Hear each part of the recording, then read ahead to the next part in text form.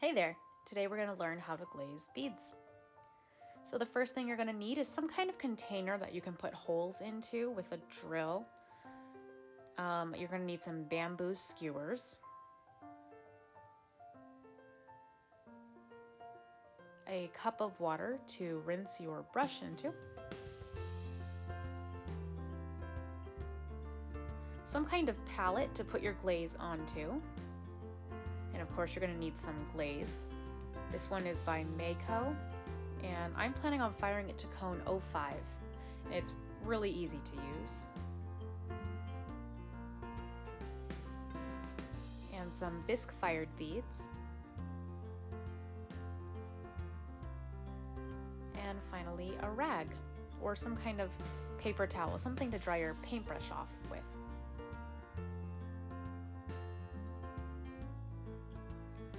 So you're going to grab a bamboo skewer and a bead, and I'm going to slide the bead onto the skewer, and you can see it's not going all the way down.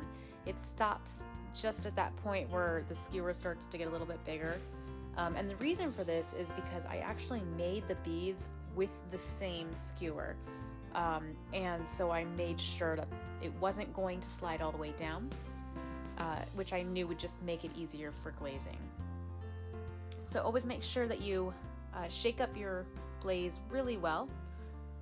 And I'm just gonna put a tiny bit. I can always go and get more. All right, and I'm going to take the skewer with the bead on it and start to glaze. And I'm out of frame here, and I'll move back into the frame in just a couple seconds here. Maybe a little longer. Let's see. The whole video is not like this. Anytime. There we go. All right, so you can see I'm going to paint the top, the side, and the bottom of the bead.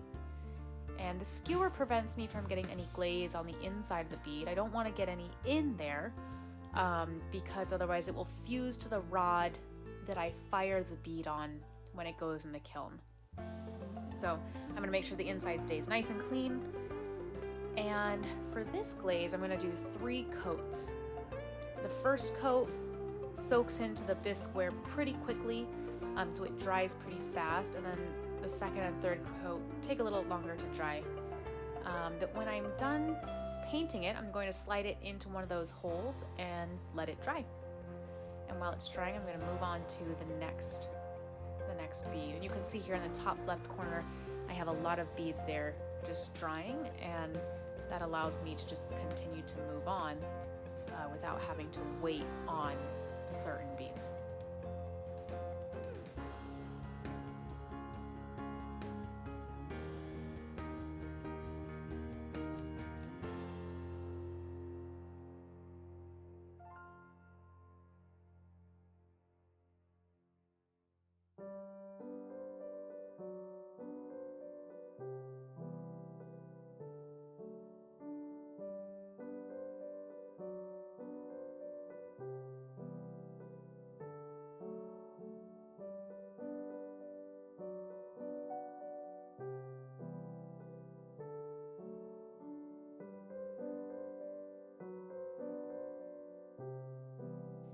I'm going to move on to a different color now.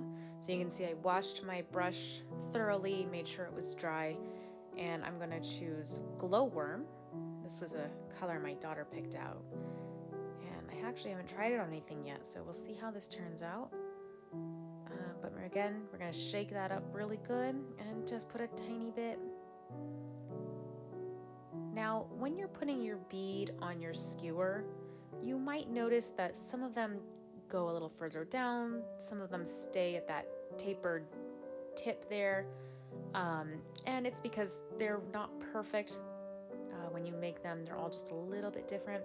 But also, you can see on my table I have a little bit of a mess there at the top left, and those are actually little pieces of the skewers that I've taken off because they're a little inconsistent also, and it just helps my bead fit a little better.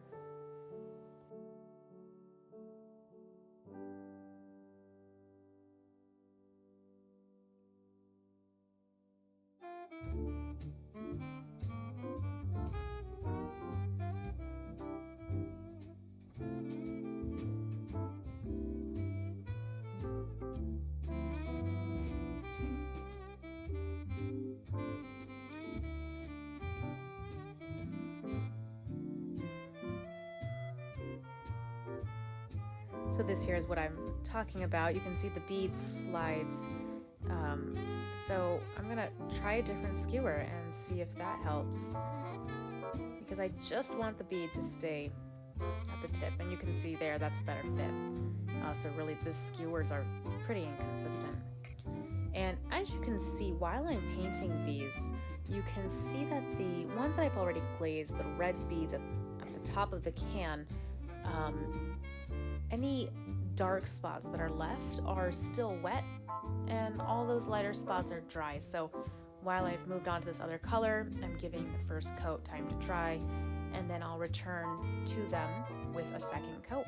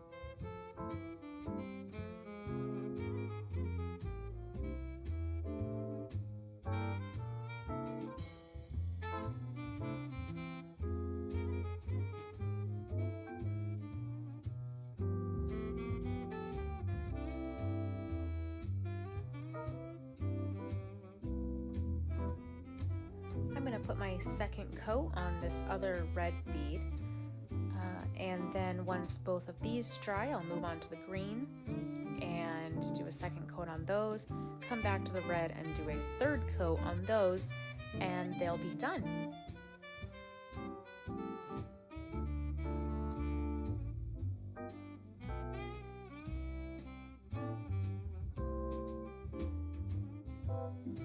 And that's it. So thank you guys so much for watching this video, and I hope you enjoy glazing beads.